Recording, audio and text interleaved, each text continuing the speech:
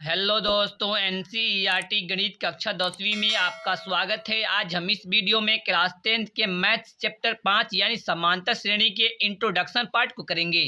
तो शुरू करते हैं हम आज का वीडियो। एनसीईआरटी के 5 चैप्टर में हमारा चैप्टर का नाम है अर्थमेटिक प्रोग्रेशन, इसका हिंदी होता है समांतर श्रेणी, यानी इसको शॉर्ट फॉर्म में हम कहते हैं एपी। यानी हम इस एपी के इंट्रोडक्शन पार्ट को करेंगे। तो हम सबसे पहले समांतर श्रेणी यानी अर्थमेटिक प्रोग्रेशन यानी एपी के हम सबसे पहले डेफिनेशन को देख लेते हैं। तो यहाँ पर हम देख रहे हैं कि इसका डेफिनेशन लिखा हुआ है, संख्याओं का ऐसा श्रेणी जिसमें किसी दो संख्याओं के बीच का अंतर समान हो। तो संख्याओं के ऐसी श्रेणी को एपी में कहा जाता है। इसके कहने का मतलब है कि एक श्रेणी दिया हुआ होगा और उस श्रेणी में किसी दो अल्टरनेट संख्याओं के बीच का अंतर समान हो। यानी सबसे पहले हम इसका एक एग्जाम्पल देख लेते हैं। इसमें हमारा फर्स्ट नंबर एग्जाम्पल है 3, 5, 7, 9, 11 ... 33। यहाँ पर हम देख रहे हैं कि 3 और 5 के बीच में 2 का अंतर है, और यहाँ पर भी देख रहे हैं कि 5 और 7 के बीच में भी 2 का अंतर है, और इस 7 और 9 के बीच में भी 2 का अंतर है, और 9 और 11 के बीच में भी 2 का अंतर है। यानी कि इस श्रेणी के दो अल्टरनेट संख्याओं के बीच का अंतर समान है। इसके बीच का अंतर भी 2 है, और इन दोनों के बीच का अंतर भी 2 है, और इन दोनों के बीच का अंतर भी 2 है, और इन दोनों के बीच का अंतर भी 2 है। यानी इसको हम समांतर श्रेणी में कहेंगे। अब हम सेकेंड नंबर एग्जाम्पल को देख लेते हैं। यहाँ पर है 2, 4, 6, 8, 10, 20 ... यानी कि यह 2 और 4 के बीच में कितने का अंतर है? इन दोनों के बीच में भी 2 का अंतर है। और यह 4 और 6 के बीच में कितने का अंतर है? इन दोनों के बीच में भी 2 का अंतर है। और यह 6 और 8 के बीच में कितने का अंतर है? इन दोनों के बीच में भी 2 का अंतर है। और इस 8 और 10 के बीच में कितने का अंतर है? इसके बीच का अंतर भी 2 है। और इस 10 और बीच में कितने का अंतर है? इसके बीच का अंतर 10 है। यानी कि इन सभी श्रेणी के बीच का अंतर समान नहीं है, क्योंकि यहाँ से 10 तक का अंतर तो सेम था, लेकिन यहाँ से यहाँ तक अंतर सेम नहीं है। यानी हम इस सेकेंड नंबर एग्जाम्पल कहेंगे कि यह एपी में नहीं है। यानी कि इसमें क्या हमारा सेकेंड नंबर एग्जाम्पल एपी में नहीं है, क्योंकि इस श्रेणी की अल्टरनेट संख्याओं के बीच का अंतर समान नहीं है। अब हम इसके 3 नंबर एग्जाम्पल को भी देख लेते हैं। एंड 3 नंबर एग्जाम्पल है 5, 10, 15, 20, 25। यानी कि यह 5 और 10 के बीच में 5 का अंतर है, और यह 10 और 15 के बीच में भी 5 का अंतर है, और यह 15 और 20 के बीच में भी 5 का अंतर है, और यह 20 और 25 के बीच में भी 5 का अंतर है। यानी कि यह जो श्रेणी दिया हुआ है इसके दो अल्टरनेट संख्याओं के बीच का अंतर समान है, यानी कि यह एपी में है। उसी तरह यहाँ पर भी देख रहे हैं कि 4 नंबर एग्जाम्पल भी देख लेते हैं। यानी यह है 4 से 8, और 8 से 12, 12 से 16, 16 से 20। यानी कि यहाँ पर देख रहे हैं कि यह 4 और 8 के बीच में 4 का अंतर है, और यह 8 और 12 के बीच में भी 4 का अंतर है, और यह 12 और 16 के बीच में भी 4 का अंतर है, और यह 16 और 20 के बीच में भी 4 का अंतर है। यानी यह 4 नंबर भी यह एपी में है। यहाँ पर हमने एपी के परिभाषा को यानी डिफिनेशन को देख लिया। तो एपी इसमें हमारा 2 प्रकार का होता है। यानी इस हम फर्स्ट नंबर एपी में देख रहे हैं कि यह एपी आकर यहाँ पर समाप्त हो गया, यानी लास्ट पद इसमें दे दिया है, यानी बीच में डॉट डॉट है, यानी इसमें कोई संख्या है, और लास्ट में इसका अंत हो गया कहाँ पर आकर 33 पर, यानी इसका अंत हो गया। यानी कि यह एपी का अंतिम पद, यानी कि यह 33 है। यानी कि यह एपी जो है वह 33 पर आकर रुक गया है। यानी कि हम इस प्रकार के एपी को कहेंगे फाइनाइट एपी, क्योंकि इसके लास्ट पद का हमें मान मालूम है 33 है। और उसी तरह यह तो सेकेंड नंबर हमारा एपी ही नहीं है, क्योंकि इसके बीच का अंतर समान नहीं है। और यहाँ पर भी थर्ड नंबर यह एपी है। तो यहाँ पर देख रहे हैं कि यह कौन सा एपी है। यानी कि यहाँ पर हम देख रहे हैं कि इसके लास्ट में डॉट डॉट डॉट दिया हुआ है। यानी इसके कहने का मतलब है कि इस 3 नंबर श्रेणी में यह आगे और जा सकता है, लेकिन इसके अंत में कोई पद नहीं दिया हुआ, यानी यह बढ़ते बढ़ते जहाँ तक चले वह चलता जाएगा। यानी कि इस प्रकार के एपी को हम कहेंगे इनफाइनाइट एपी। और इस 4 नंबर एग्जाम्पल को देख लेते हैं, यह किस प्रकार का एपी है। यानी यहाँ पर देख रहे हैं कि इसके डॉट डॉट के बाद यहाँ पर एक अंतिम पद हमें 64 दे दिया है, यानी कि 64 के बाद कोई डॉट नहीं है। यानी इस प्रकार के एपी को हम बोलेंगे कि फाइनाइट एपी बोलेंगे। यानी कि हमने यहाँ पर समांतर श्रेणी के डिफिनेशन और इसके एग्जाम्पल को बहुत अच्छी तरह से क्लियर हो गया। अब हमें एपी के जनरल फॉर्म को देखेंगे। यानी कि हम देखेंगे general form of the AP. यानी कि हम यहाँ पर देख रहे हैं कि हमारा एपी का सामान्य रूप होता है ए प्लस डी, ए प्लस 2d, ए प्लस 3d, ए प्लस 4d। यानी कि इसके आगे आएगा ए प्लस 5d, और इस तरह से बढ़ता चला जाएगा।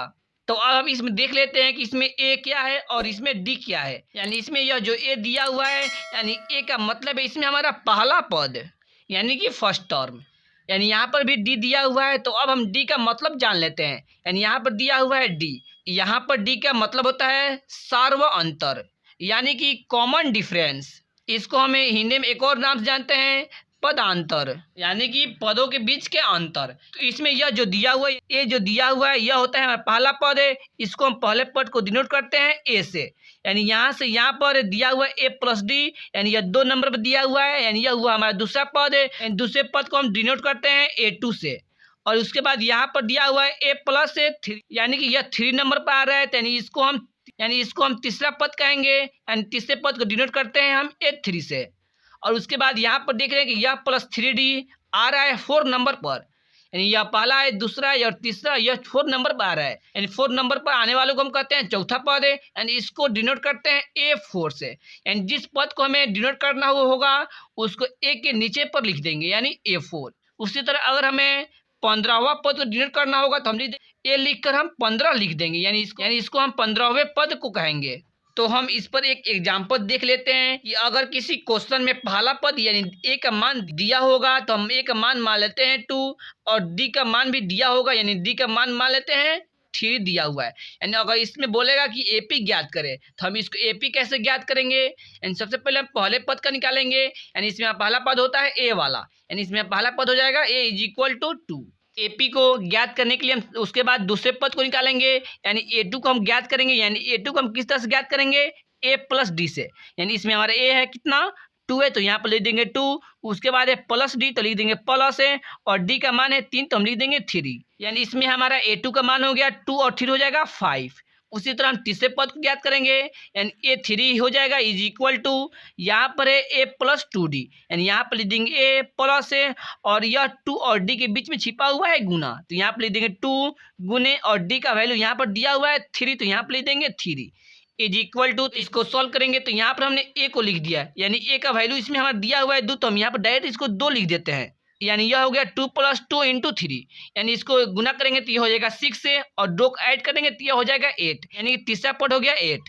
उसी तरह हम चौथे पद को ज्ञात कर लेते हैं। चौथे पद को ज्ञात करने के लिए हम लिखेंगे A4 इज इक्वल टू, यानी A4 हमारा होता है A प्लस 3D, यानी A का वैल्यू है हमें 2, तो यहाँ पर लिख देते हैं 2 प्लस है, और यहाँ पर है 3 × D, तो हम यहाँ पर लिख देंगे 3 इंटू, और D का वैल्यू है 3, तो यह हो जाएगा इज इक्वल टू, इसको गुना करेंगे 3 3 9 है, और 2 को ऐड करेंगे तो यह हो जाएगा 11, यानी 11। यानी कि यहाँ पर हमने पहले पद, दूसरा पद, तीसरा पद और चौथे पद को ज्ञात कर लिया। यानी कि यहाँ पर हम लिख देंगे AP is equal to, AP हो गया हमारा पहला पद लिखेंगे पहले तो 2 है, और दूसरा पद लिखेंगे तो यहाँ पर दूसरा पद 5 है, तो लिख देंगे 5 है। उसके बाद हम तीसरे पद को लिखेंगे, यानी तीसरा पद है हमारा 8, तो लिख देंगे 8 है, और उसके बाद हम चौथे पद को लिखेंगे। यानी चौथा पद हमारा है 11, तो यहाँ पर लिख देंगे 11। उसके बाद और आगे भी निकाल सकते हैं, तो उसके बाद अगर नहीं निकालेंगे तो हम लिख देंगे डॉट डॉट डॉट। यानी कि यहाँ पर देख रहे हैं 2 और 5 के बीच का अंतर 3 हो गया, 5 और 8 के बीच का अंतर भी 3 हो गया, और 8 और 11 के बीच का अंतर भी 3 हो गया। यानी डी का मान भी हमें 3 दिया हुआ था, यानी कॉमन डिफरेंस भी 3 दिया हुआ था। तो यही हो गया हमारा इसका एपी। तो इसके बाद अब हम एपी में कुछ प्रयोग किए जाने वाले सूत्रों को देख लेते हैं। इसमें हमारा फर्स्ट सूत्र होता है एपी का nवां पद, यानी इस सूत्र को हम एपी का nवां पद बोलेंगे। यानी इसका सूत्र होता है an is equal to a plus n minus 1 into d. तो अब हम देख लेते हैं कि इसको हम कब और कहाँ कैसे प्रयोग करेंगे। यानी अगर इसमें कोई अगर एपी दिया हुआ होगा तो आपसे बोलेगा कि इस एपी के 15वां पद ज्ञात करें, या 50वां पद ज्ञात करें, या 60वां पद ज्ञात करें, तो हम इस सूत्र का उपयोग करेंगे। हम इस फॉर्मूले पर एक एग्जाम्पल देख लेते हैं, यानी एग्जाम्पल देख लेते हैं। तो हम सबसे पहले एक एपी ले लेते हैं। यहाँ पर हमने एक एपी ले लिया 3 6 9 12 यानी 15 और डैश डैश डैश, यानी इन दोनों के बीच का अंतर 3 है, और इन दोनों के बीच का अंतर भी 3 है, और इन दोनों के बीच का अंतर भी 3 है, और इन दोनों का बीच का अंतर भी 3 है। यानी कि अगर इस क्वेश्चन में बोलेगा कि 15वां पद क्या होगा, यानी 15वां पद क्या होगा, तो इसको हम देख लेते हैं। यानी अगर इसमें बोलेगा कि 5वां पद क्या है, तो यहाँ पर देख रहे हैं कि यानी 1 2 3 4 5, यानी 5 नंबर पर यह आया 15 आया, यानी इस एपी का 5वां पद क्या है, 15 है।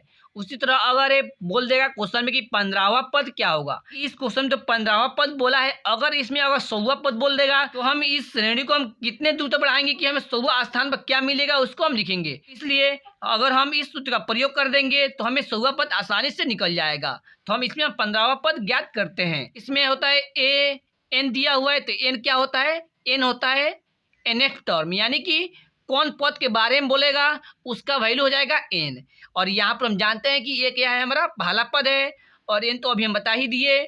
और डी क्या है, हमारा सार्वंतर यानी कॉमन डिफरेंस होता है। तो इस क्वेश्चन में हम देख लेते हैं कि हमारा ए का वैल्यू कितना है, यानी ए इसमें दिया हुआ है पहला पद, ए क्या होता है, प्रथम पद यानी पहला पद होता है। यानी इसमें हमारा ए है 3, तो हम लिख देंगे ए का वैल्यू इसमें दिया हुआ है 3। तो इसमें हम देखेंगे कि इसका कॉमन डिफरेंस यानी सार्वंतर यानी डी का वैल्यू कितना है। तो डी का वैल्यू क्या होता है, यानी इस श्रेणी में कितने का अंतर है, तो उसी को हम बोलते हैं डी। इसको तो हमें देखने से ही पता चल जा रहा है, यानी इसमें इसका डी का वैल्यू कितना है, 3 है, क्योंकि इसका अंतर 3 का है। तो हम इसको सूत्र से ज्ञात करेंगे। तो हम डी का वैल्यू सूत्र से कैसे ज्ञात करेंगे, यानी हम लिख देंगे A2 माइनस A1, यानी कि डी का वैल्यू ज्ञात करने के लिए किसी एक पद को ले लेंगे और उसके जस्ट पहले वाले पद को माइनस कर देंगे, तो हमें डी का वैल्यू निकल जाएगा। तो इज इक्वल टू यहाँ पर देख लेते हैं कि डी का वैल्यू कितना हो जाएगा, यानी A2 है, यानी A2 मतलब दूसरा पद, यानी दूसरा पद इसमें है 6, तो लिख देंगे 6, उसके बाद ये माइनस लिखेंगे माइनस, और यहाँ पर होता है A1, यानी A1 है हमारा पहला पद, यानी पहला पद है 3, तो यहाँ पर लिख देंगे 3, यानी 6 में 3 को माइनस करेंगे तो यह हो जाएगा 3, यानी कि इसमें हमारा कॉमन डिफरेंस यानी सार्वंतर हो गया 3। आप डी का वैल्यू ज्ञात करने के लिए आप A3 माइनस A2 को भी माइनस कर सकते हैं। हम पहले ही बता दिए कि हम किसी एक पद को लेंगे और उससे जस्ट पहले वाले पद को माइनस कर देंगे तो हमें डी का वैल्यू ज्ञात हो जाएगा। यानी यहाँ पर हमने लिया A3, यानी इसका जस्ट पहले वाला पद क्या होगा, A2 हो जाएगा, इसको माइनस कर देंगे तो हमें डी का वैल्यू ज्ञात हो जाएगा, यानी इसका वैल्यू 3 ही आएगा। तो हम इसमें 15वां पद ज्ञात करने के लिए बोल रहा है, यानी कि इसमें एन कितना दिया हुआ है, इसमें एन दिया हुआ है 15, एन का वैल्यू है एन इज इक्वल टू 15, और ए का वैल्यू मालूम ही है और डी का वैल्यू हमने यहाँ पर ज्ञात ही कर लिया। तो अब हम इसमें ज्ञात करेंगे, यानी यहाँ पर है ए, तो लिख देंगे ए।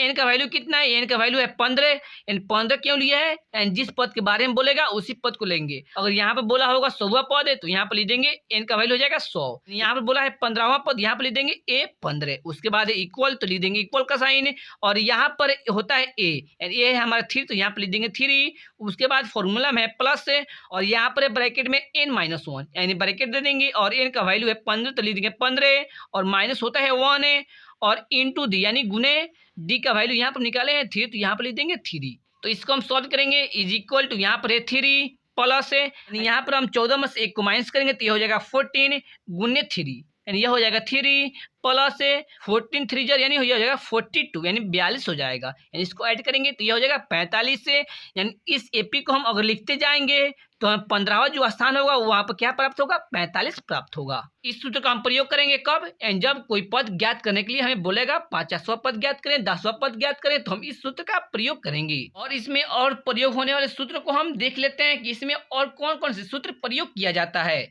इसमें हमारा अगला सूत्र होता है एपी का प्रथम n पदों का योगफल, यानी कि अगर कोई एपी दिया हुआ होगा, अगर उसको हम जोड़ेंगे कि हमें कितना मिलेगा, तो इसका सूत्र हो जाएगा Sn is equal to n/2 into 2a plus n-1 into d. यानी अगर हमें योगफल ज्ञात करना होगा तो हम इस सूत्र को ज्ञात करेंगे, और हमें सिर्फ पद ज्ञात करना होगा तो हमें इस सूत्र का प्रयोग करेंगे। यानी कि किसी एपी का योगफल प्राप्त करने के लिए हम इस सूत्र का प्रयोग करेंगे, Sn is equal to n/2 into 2a plus n-1 into d. तो हम इस सूत्र पर एक एग्जाम्पल देख लेते हैं। यहाँ पर हमने एक एपी को लिख लिया है और इसमें बोल रहा है 15 पदों का योग। अगर इस तरह से हम 15 पद लिखेंगे और उसको जोड़ेंगे कि हमें कितना मिलेगा, इसी को हमें ज्ञात करना है 15 पदों का योगफल। यहाँ पर हमें कितना पदों का योगफल ज्ञात करना है, इसमें हमें 15 पदों का योगफल ज्ञात करना है। यानी इसमें n का वैल्यू कितना हो जाएगा, n इज इक्वल टू हो जाएगा यहाँ पर 15, यानी ए का मतलब होता है पहला पद, यानी पहला पद इसमें है 3, यहाँ पर लिख देंगे 3, और उसके बाद होता है फॉर्मूले में डी। एंड डी को हम कैसे फाइंड आउट करते हैं, इस एक पद को ले लेंगे, यानी ले लेते हैं हम A2 ले लेते हैं और उसको माइनस कर देंगे इसके जस्ट पहले वाले पद से, इसके जस्ट पहले वाला पद हो जाएगा A1। इसको हम सॉल्व करेंगे, यानी A2 कितना दिया हुआ है, इसमें 6 दिया हुआ है, माइनस है, और A1 कितना दिया हुआ है, 3 दिया हुआ है, तो लिख देंगे 3। इसको सॉल्व करेंगे, इज इक्वल टू 3, यानी इसमें हम डी का वैल्यू हो गया 3। तो हम 15 पदों का योगफल ज्ञात करेंगे, यानी इसमें है एस एन, यानी हम लिख देंगे ए से, इसमें एन का वैल्यू कितना है, इसमें एन का वैल्यू है 15, तो लिख देंगे एस 15 इज इक्वल टू, यहाँ पर है n/2, एन का वैल्यू कितना है 15, तो लिख देंगे 15/2। उसके बाद यहाँ पर फॉर्मूला में होता है इंटू, तो लिख देंगे इंटू, और यहाँ पर है 2a, लिख देंगे 2 इंटू ए का वैल्यू है 3, तो लिख देंगे 3। उसके बाद है प्लस है, तो लिख देंगे प्लस है, और उसके बाद है ब्रैकेट के अंदर n-1, तो लिख देंगे ब्रैकेट है, और n का वैल्यू इसमें कितना दिया हुआ है, इसमें दिया हुआ है 15, तो लिख देंगे 15-1 है, इंटू यहाँ पर होता है डी, एंड डी का वैल्यू इसमें कितना दिया हुआ है, डी का वैल्यू हम निकाले हैं 3, तो यहाँ लिख देंगे 3। तो अब हम इसको आगे सॉल्व करते हैं, इज इक्वल टू, यहाँ पर है 15/2, तो लिख देंगे 15/2 इंटू, और यहाँ पर है 2 3 मल्टीप्लाई में, यानी इसको करेंगे तो ये हो जाएगा 2 3 जा 6 हो जाएगा। उसके बाद है प्लस, तो लिखेंगे प्लस है, और यहाँ पर है 15 में से 1 को माइनस करना है, यानी हो जाएगा 14 है गुने, और यहाँ पर है 3, तो लिख देंगे 3। इसको हम आगे सॉल्व करते हैं, इज इक्वल टू, यहाँ पर है 15/2, लिख देंगे 15/2, उसके बाद है इंटू, तो लिख देंगे इंटू, उसके बाद है 6 प्लस, तो लिख देंगे 6 प्लस है, यहाँ पर 14 में और 3 से गुना करना है, यानी 14 हो जाएगा 42 से, तो लिख देंगे 42 इज इक्वल टू, यहाँ पर 15/2, तो लिख देंगे 15/2, और ब्रैकेट का मतलब होता है गुना, तो लिख देंगे गुना, और यहाँ पर ऐड करना है, यानी इसको ऐड करेंगे तो यह हो जाएगा 48। तो इसको सॉल्व करेंगे, यानी कि यह 2 से यह 48 कितने बार में कैंसिल हो जाएगा, 24 बार में कैंसिल हो जाएगा, यानी ऊपर बचा कितना 15 बचा और 24 बचा। इसको गुना करेंगे तो यह हो जाएगा 15 चौके 60 की 0 हासिल हुआ 6 से, और 15 दूनी 30 और हासिल आया था 6, यानी हो जाएगा 30 6 36, यानी योगफल 15 पदों का योगफल कितना हो गया हमें 360 आंसर। अगर योगफल हमें ज्ञात करने के लिए बोलेगा तो हम इसी सूत्र का प्रयोग करेंगे। योगफल का सूत्र ज्ञात करने के लिए एक और सूत्र होता है SN = n/2 इंटू ए प्लस एल। यहाँ पर हम जानते हैं कि n है, यानी n क्या होता है, जितने पदों के बारे में बोलेगा कि इतने पदों का योगफल ज्ञात करें, तो वही हो जाएगा हमारा n का वैल्यू, और इसमें a दिया हुआ है, यानी a का वैल्यू होता है प्रथम पद है, और यहाँ पर आ गया l क्या होता है, यानी l का मतलब होता है क्या, अंतिम पद। यानी कि अगर किसी एपी का अंतिम पद दिया हुआ होगा तो हम डायरेक्ट इस फॉर्मूले को रखकर उसका योगफल ज्ञात कर लेंगे। जैसे मान लेते हैं एक एपी दिया हुआ है 3 5 7 9 डॉट डॉट डॉट, और यहाँ पर दिया होगा 63, यानी इस एपी में अंतिम पद दे दिया है, यानी इसको हम ज्ञात कर लेंगे डायरेक्ट किस सूत्र से, इस सूत्र से। इस एपी को इस सूत्र पर रखने के लिए हम सबसे पहले n का वैल्यू ज्ञात करना होगा कि हमें 36 जो है दिया हुआ है वह कितने पदों पर आ रहा है, यानी n का वैल्यू हमें इस सूत्र से ज्ञात करेंगे। उसके बाद हम इस सूत्र में वैल्यू रख देंगे तो हमें योगफल ज्ञात हो जाएगा। इस फॉर्मूले को हमें इस चैप्टर का क्वेश्चन सॉल्यूशन करने में करेंगे तो आपको यह क्लियर हो जाएगा। तो यही रहा समांतर श्रेणी का इंट्रोडक्शन भाग। तो बस आज की वीडियो में इतना ही। अगर आपको यह वीडियो पसंद आया होगा तो वीडियो को लाइक करें, अगर चैनल पर नए हो तो चैनल सब्सक्राइब करें, जिससे कि आने वाले हर वीडियो का नोटिफिकेशन आपको समय समय पर मिलता रहे। Thanks for watching my video.